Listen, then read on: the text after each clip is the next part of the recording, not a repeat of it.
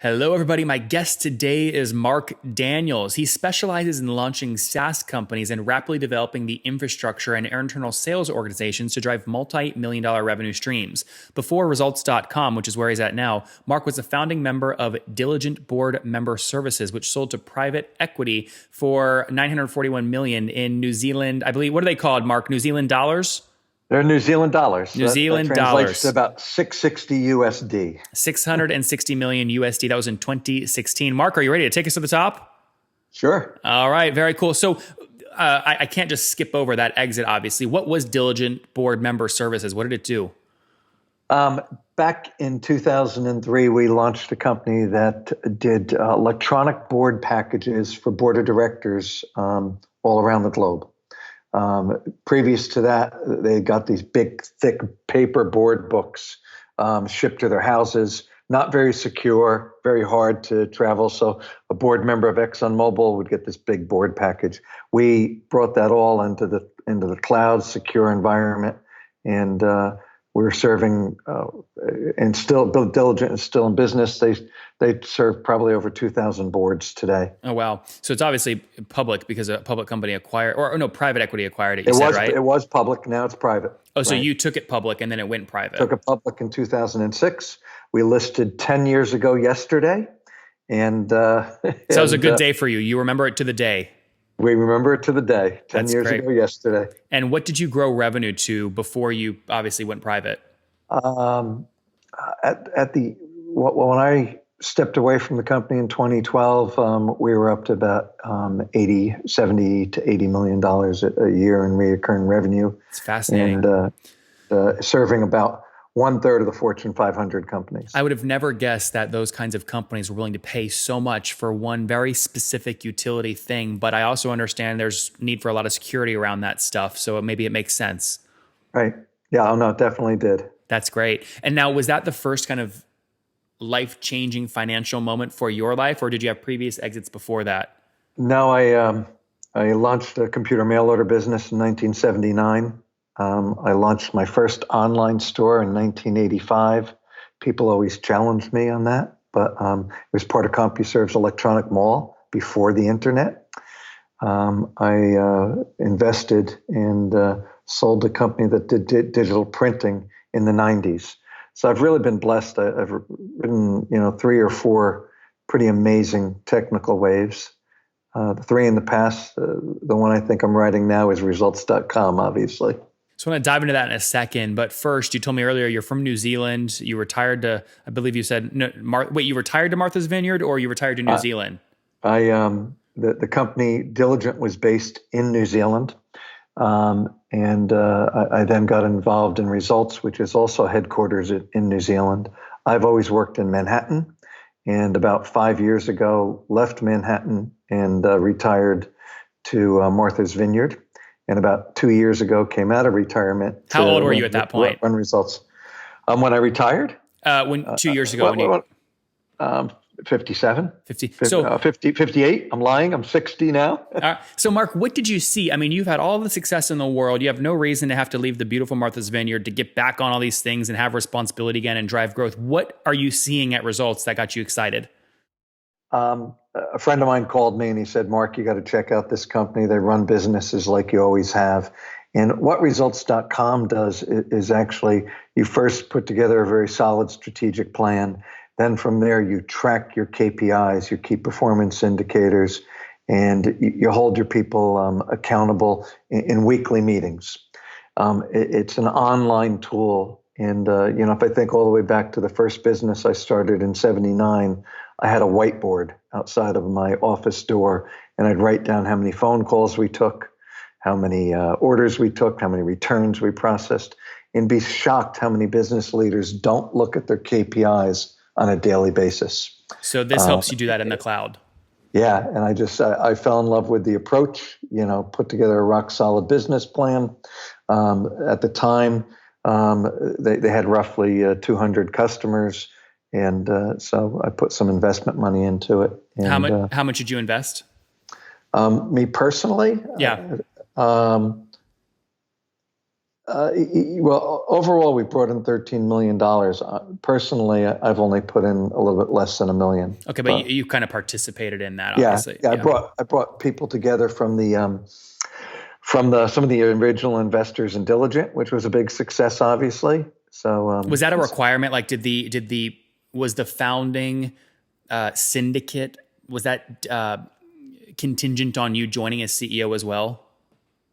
No, we recently, the investment group recently actually made some changes. We put in some more money, and I stepped in as a board member, and also at that time, about 6 months back in July, became the CEO. I see. Okay, so 13 million total in the company to date, and when did it launch? Right. Launched roughly 2013, 2014. And you mentioned when you joined, it was at about 200 customers. What are you at today? What have you grown to? We're only at about 500, just shy of 500 right now. Why do you hedge that by saying only 500? Because it should be 800 or 1,000. You should just say we have 1,000 customers, just 800 haven't found, or 500 haven't found us yet. All right. So is this an enterprise model? Like, I mean, are we talking? Well, first off, what's the business model? Is it SaaS? SaaS, small to medium businesses, 25 seats and above. Yeah. And we've had some companies, large companies, public companies purchase the platform as well. And so just so we can talk about maybe one cohort instead of going down all the different rabbit holes, what would you say the average contract size is monthly? The average contract size is roughly 35 seats, or around $15,000 a year, roughly about $1,200 a month. That makes sense. Now, can I multiply those together? 1,200 a month times Sure. 500 and get about 600-ish a month is where you're at? We're at about just shy of 5 million in total yearly revenue. So yes. Yep, that's good. Now, what has the growth rate been like? I mean, is it so? And just to be clear, if you're doing you said 5 million run rate today, or kind of ending 2017, that puts you at about, I think, $416,000 per month. How's it grown the past 12 months?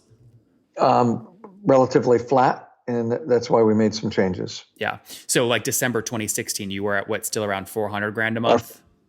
Our calendar year end, and most companies do ironically enter the calendar year end of March. In New Zealand, because they take December off. All the New Zealanders just disappear for 3 weeks. That's funny. Around the holidays. So we're not used to that here in America, but that's how it goes. So you have to staff up your U.S. staff and keep them working during the holidays. But you were about 400 flat 12 months ago? We were around 350, and I think things were a large problem was retention. And the quality of the software. Give me the, so I want to ask you what the retention was back a year ago and what you've done to pull kind of the levers to increase retention. So what was it a year ago? Retention in New Zealand was in the 70 percentile, and in the US it was in the 50 percentile. So very low. And is that logo retention or revenue retention? That's logo retention. That's client retention. And revenue retention reflected that, or was it different? different? Oh yeah, no, very much. They mirror very close to each other. Right? And what have you changed over the past 12 months to try and drive that up? And what is it today? Invested money in our resources in the U.S. Invested money in development. Got development not focused on next week's features, but on getting the bugs out of the existing system. In the SaaS market, you have to have a rock solid platform. To retain customers, re-engineered the onboarding of a client. We pulled data in from multiple systems to provide a dashboard of real-time dashboards, real-time data. So, a lot of those integrations were not where they should be. So just really investing a lot of money in development and getting the platform stable and to honor the commitments we were making to clients. And what are you at today, retention-wise? I had one rep in Q4 pulled a 100% retention rate, which is great, but we're averaging just above 80% right now. In both New Zealand and U.S. markets? Yeah, that's a combined retention, and the U.S. is if I pulled the two out, the U.S. is slightly lower right now still, but on the mend. That's great. Now, you mentioned you're an account executive. What's your team size today, and what's kind of the breakdown? We have sales staff now in New York, New Jersey. We have staff there. We have sales staff in San Francisco, and we have sales staff in Auckland. We also have client support. Our total company size is just shy of 40 employees right now, and 1/3 of our employee staff is now development, and I'm actually we are increasing that starting in January. So 40 people, New Jersey, San Francisco, and Auckland, New Zealand. That's right. That's great. Now, go ahead. And a mixture of all of the developments done in New Zealand right now. So that office has a heavier staff load. And in terms of, you get the thing stable, and now obviously you want to start, ramping up customer acquisition again. What is right now your fully weighted CAC, would you say? Probably, terrible. Probably $8,000 customer acquisition cost. And why do you say that's terrible? I mean, at $1,000 a month, that gives you an 8-month payback, which isn't so bad. Because I've, Diligent, we had a lower acquisition cost. So you what? We had a lower acquisition cost at Diligent. Got it. So I'm very but relative to what? Relative to lifetime value or quicker payback period or what? Quicker payback period. Yeah. You could do a direct mailing into a CEO at Diligent, and I'm talking an actual hard piece of direct mail piece into the CEO of a Fortune 500 company, and that might be an expensive thing to mail out every quarter, but you would end up with an amazing return on investment. We enjoyed really great customer acquisition cost at Diligent, and great retention too. We were, that company had a 98.5% client retention rate. So, was revenue did you have net negative revenue churn? Yeah, we had more upgrades, and it was just a good model. Once you get a board of directors on a platform, it's a pain in the butt to get them to switch anywhere else. Yeah, so unless you really have to mess up badly. So I think though the same is true of results. If we can provide a platform that helps companies grow, why would you leave it? So I think we have a really unique value proposition, helping companies grow. We have just instituted a money-back guarantee, which is probably unheard of, I think, in the SaaS business. Like, pay us $12,000 over a year, and if your company doesn't grow, we'll give you your money back. What do you assume right now lifetime value is on these accounts? Don't really have a good answer for you there. Lifetime value, we have accounts that have lasted 4 or 5 years. So I think the LTV is going to be pretty strong if we can get the retention. You think nailed. minimum 2 years, so call it 24 grand, maybe 36. If the tool's helping a company grow, I think the lifetime value would definitely be 5x times the first year's contract. Yep. That's interesting. Yeah. I mean, from what I hear you telling me, it's kind of like you re-engineered onboarding. You have to you probably have 2 or 3 things that a new customer has to do in the first month for them to get value and to stick. And once you hit those metrics, they're going to stick with you for 5 years, and you don't have to worry about a money back guarantee. That's right. And some of those, in the money back guarantee, you can actually leverage those. You can say, hey, we'll give you a full money back guarantee. These are the things you need to do. Yeah. So you can actually say, carrot do this, stick. do this, do this. And if you do this, we'll give you a full money back guarantee. That's very cool, Mark. All right, let's wrap up here with the famous 5 quick answers here. Number 1, what's your favorite business book? I guess my recent favorite book that I've given to so many people has to be Bold. I know it's 2-3 years old, but it's just a great book. Number 2, is there a CEO you're following or studying currently?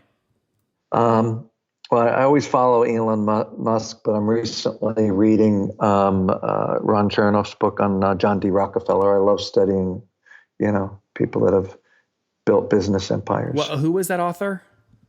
Chernow, Chernow, Ron Chernow. Yeah, that's the thick one. Is the thick one called Titan? Yep. Yeah. Tough one to get through, but really. It's big. All right. Number 3, what's your favorite online tool besides your own? Um, that's good. That was going to be my answer. I really like this tool called Active Inbox right now. Since assuming the CEO role in July, I get hundreds of emails. So Active Inbox helps you really prioritize.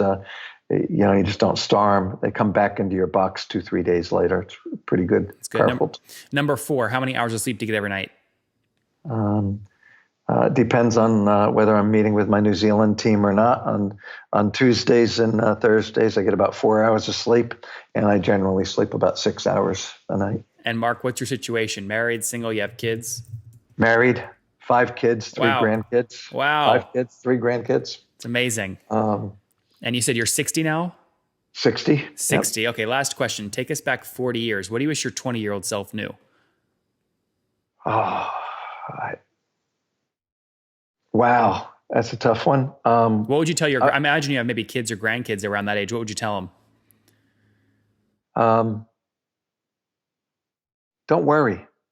Just if you stay focused, don't spend so much time worrying. Just stay focused on the task at hand, follow it to the end, and follow your dreams, and you'll be successful. There you guys have it from Mark. He's had a lot of successes. Goes back to about 20 years before I was born in the 70s with his first, not to age you, Mark, but with his first company there. Then had a company that helped boards basically manage their decks in a very secure way, grew that to a big company, sold it in New Zealand. It basically went public in early 2000s, then went private for about well over 600 million United States dollars.